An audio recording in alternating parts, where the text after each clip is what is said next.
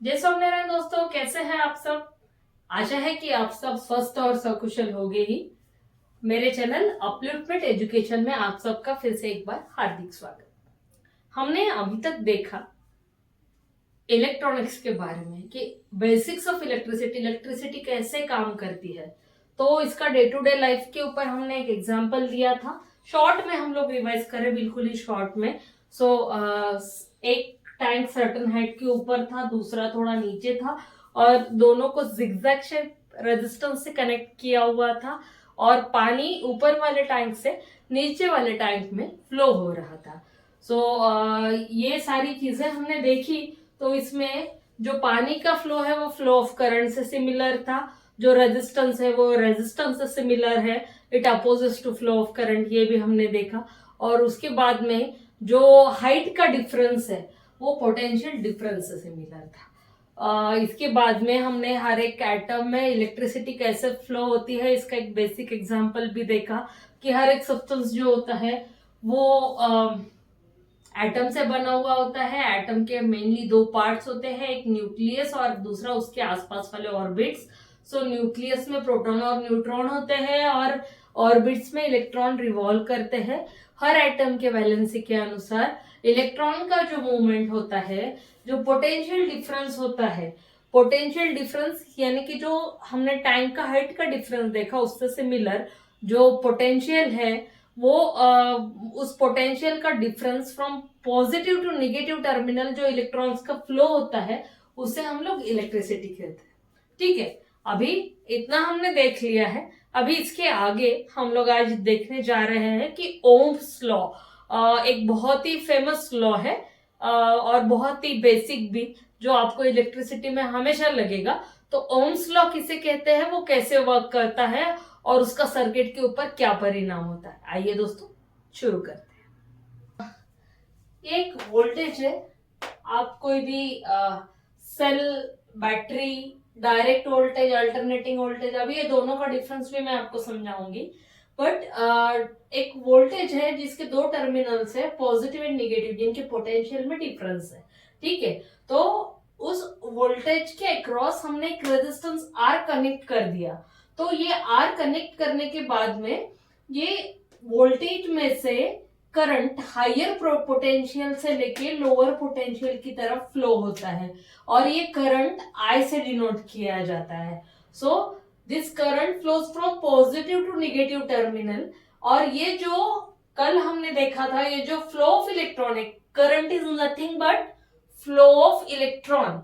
ये आपको हमेशा अच्छे से याद रखना है कि flow of electron from positive to negative terminal is known as current और ये करंट इसमें से फ्लो हो रहा है। तो ओम्स लॉ, ओम्स लॉ आपको कहता है कि the current flowing through the circuit I is directly proportional to applied voltage V provided resistance is always remains constant. Means क्या कि ये जो वोल्टेज है अप्लाइड वोल्टेज V, ये करंट को डायरेक्टली प्रोपोर्शनल रहेगा। पहले तो आप समझ लो कि ये तीन टर्म्स क्या है। First is directly proportional,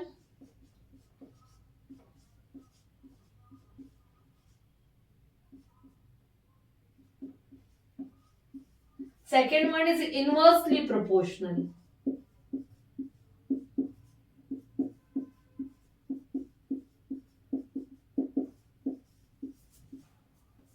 and third one is constant.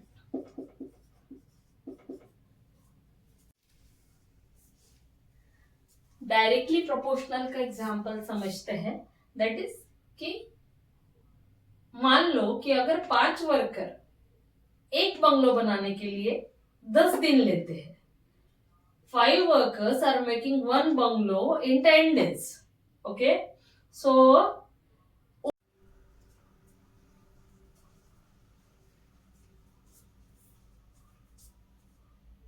ये जो क्वांटिटीज है, क्वांटिटीज किसी भी रूप में हो सकती है जिसको बढ़ने या घटने से दूसरे क्वांटिटी पर क्या परिणाम होता है, वो बढ़ती है, घटती है या वैसे के वैसे ही रहती है, that is we are going to discuss. तो सबसे पहले आप दो क्वांटिटीज का पहले डायरेक्टली प्रोपोर्शनल रिलेशन समझ लो। डायरेक्टली प्रोपोर्शनल रिलेशन में यहां पे मैंने कहा है कि 5 वर्कर है, कितने 5 वर्कर्स, ठीक है, उनको एक बंगलो बनाना है। कितने बंगलो बनाना है? ओनली 1। तो उनको कितने दिन लगते हैं? 10 डेज लगते हैं। कितने दिन लगते हैं? 10 डेज लगते हैं। देन वही 5 वर्कर्स को हमने चेंज नहीं किया, 5 workers as it is there constant, ठीक है। तो पर वही 5 वर्कर्स को अगर 2 बंगलो बनाने हैं, पहले कितने बनाने थे उनको? 1। अभी उनको कितने बनाने हैं? 2। तो एक बंगलो बनाने के लिए 5 वर्कर्स को अगर 10 दिन लग रहे थे, तो 2 बंगलो बनाने के लिए उन्हीं 5 वर्कर्स को 20 दिन लगेंगे। सादा सादा हिसाब है अपना। सो यहां पे नंबर ऑफ बंगलोज,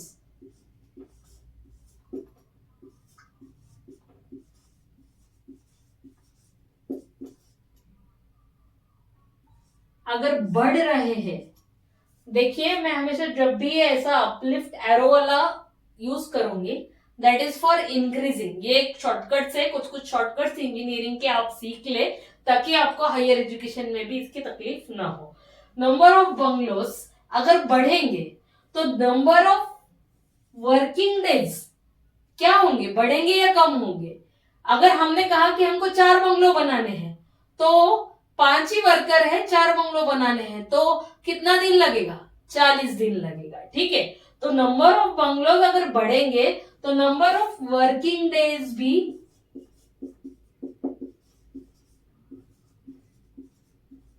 बढ़ेंगे, ठीक है। और नंबर ऑफ बंगलोज अगर कम हो रहे हैं तो नंबर ऑफ वर्किंग डेज भी कम होंगे, ठीक है। सो जो चीजें, जिन दोनों क्वांटिटी में ऐसा रिलेशन होता है कि एक बढ़ने के बाद दूसरी भी बढ़ती है और एक घटने के बाद दूसरी भी घटती है, सो इसे कहते हैं directly proportional. We can say number of bungalows is directly proportional to working days. Is it clear? ठीक है। देन इसके बाद में इनवर्सली प्रोपोर्शनल। इनवर्सली प्रोपोर्शनल का एग्जांपल देने के लिए, अगर 5 वर्कर है, कितने वर्कर है? 5 वर्कर्स, ठीक है। 5 वर्कर है, उनको एक बंगलो बनाना है और उसके लिए उनको 10 दिन लगते हैं, जो हमने देखा है 10 डेज, ठीक है, 10 दिन लगते हैं। पर 5 की जगह पर अगर हमने 10 वर्कर हायर कर लिए और 10 वर्कर्स को एक ही बंगलो बनाना है, तो उनको कितने दिन लगेंगे? 5 ही दिन लगेंगे। हाफ हो जाएंगे डायरेक्टली, क्योंकि नंबर ऑफ वर्कर्स बढ़ गए। हाँ, आप जैसे आलसी हुए तो पता नहीं उतने ही रहेंगे या जो कुछ भी है, बट 5 वर्कर्स को अगर एक बंगलो बनाने के लिए 10 दिन लगते हैं, तो 10 वर्कर को एक बंगलो बनाने के लिए 5 डेज ही लगेंगे। तो यहां पे आप देखते हो नंबर ऑफ वर्कर्स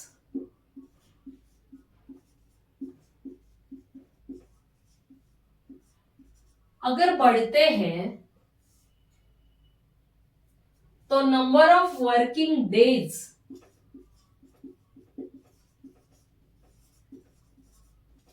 क्या हो रहे? कम हो रहे हैं। सिमिलरली नंबर ऑफ वर्कर्स अगर कम होते हैं तो नंबर ऑफ वर्किंग डेज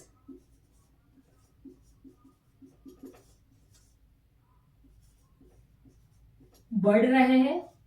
एक क्वांटिटी घटने के बाद में दूसरी क्वांटिटी बढ़ रही है और दूसरी बढ़ने के बाद में पहली वाली क्वांटिटी घट रही है।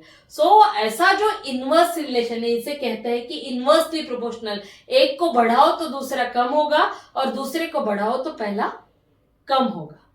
समझ में आया? So that is inversely proportional. And third is very simple, that is constant. यानी कि कुछ भी हो जाए चेंज नहीं होगा, दैट इज कांस्टेंट, ठीक है। सो हमने फर्स्ट केस में डायरेक्टली प्रोपोर्शनल के रिलेशन में हमने वर्कर्स को कांस्टेंट लिया था। 5 वर्कर इधर भी है, 5 वर्कर इधर भी है, पर और इनवर्सली प्रोपोर्शनल के केस में हमने बंगलो को कांस्टेंट लिया था। तो ये bungalow workers and all that is not our subject. ये सिर्फ आपको इतना समझाना था कि डायरेक्टली प्रोपोर्शनल किसे कहा जाता है और इनवर्सली प्रोपोर्शनल किसे कहा जाता है। सो हम लोग आते हैं हमारे ओम्स लॉ के ऊपर।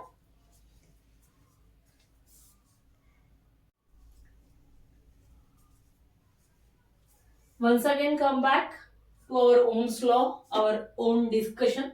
Ohm's law. Ohm's law कहता है कि जितना भी करंट सर्किट में से फ्लो होता है, वो सर्किट में से जो फ्लो होता है वो डायरेक्टली प्रोपोर्शनल है किसे?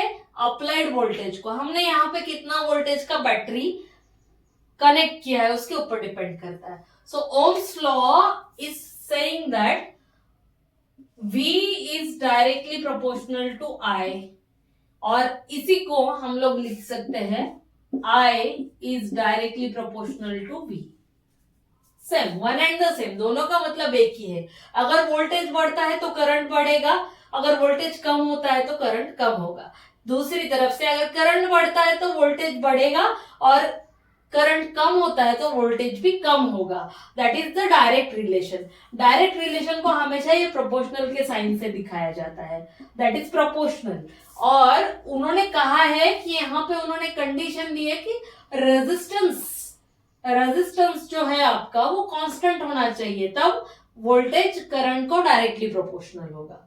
ओके, सो हमें किसी का भी प्रोपोर्शनल साइन हटाने के लिए हमें उसको इज इक्वल टू में लाने के लिए उसका कांस्टेंट के साथ मल्टीप्लीकेशन करना पड़ता है।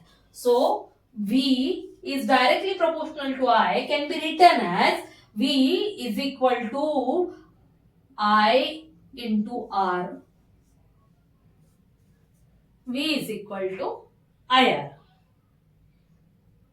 So इसी को आप लिख सकते हो, if you want to calculate I is equal to V by R, ठीक है। And similarly if you want to calculate resistance you can write it as R is equal to V by I. So V is equal to IR। अगर आपको current calculate करना है तो I को अगर हम लोग उसी साइड पे रखते हैं और उसे यहाँ पे लिखते हैं I इज इक्वल टू, ये V ऊपर का ऊपर रहेगा, R नीचे जाके डिविडेशन में जाएगा, I is equal to V upon R। And lastly अगर आपको R कैलकुलेट करना है तो R को हम लोग उधर ही रखेंगे तो V डिवाइडेड बाय I ये होगा। इसे याद रखने का एक सिंपल ट्रिक मैं आप लोगों को बता रही हूं। सो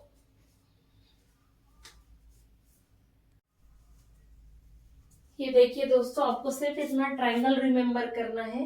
ये ट्राइंगल के 3 कॉर्नर्स में हमने ऊपर वोल्टेज लिया है, इधर करंट है और इधर रेजिस्टेंस है।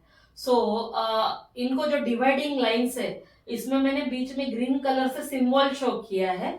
I और R के बीच में हमने मल्टीप्लीकेशन का सिंबल दिया है, I और V के बीच में हमने डिविडेशन का सिंबल दिया है और V और R के बीच में भी अगेन डिविडेशन का सिंबल यहाँ पर दिया गया है। सो आपको अगर कुछ भी इसमें से फाइंड आउट करना है, फॉर एग्जाम्पल अगर आपको V फाइंड आउट करना है, V इज इक्वल टू, तो इस पे क्या करना है, आपको जस्ट V के ऊपर हाथ रखना है, जो बची हुई क्वांटिटीज है वो एज इट इज लिखनी है। V is equal to I into R, ठीक है। देन फॉर एग्जाम्पल आपको I फाइंड आउट करना है तो I के ऊपर आप हाथ रखेंगे और I is equal to V divided by R। And अगर आपको R फाइंड आउट करना है तो R is equal to, R के ऊपर आप हाथ रखेंगे, R is equal to V divided by I, V divided by I। So it's that simple, इतना सिंपल है। अभी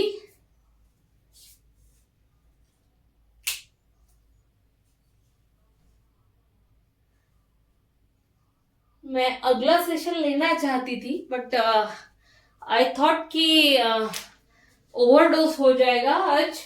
तो आज हम लोग यहाँ पे ही रुकते हैं। अगले सेशन में मैं आपको सिखाऊंगी कि सीरीज में वोल्टेज कनेक्ट करने से करंट बढ़ता है, कम होता है, क्या होता है, देन रेजिस्टेंस का रेशो कैसा रहता है। ये सारी चीजें हम लोग अगले सेशन में सीखेंगे। ओके।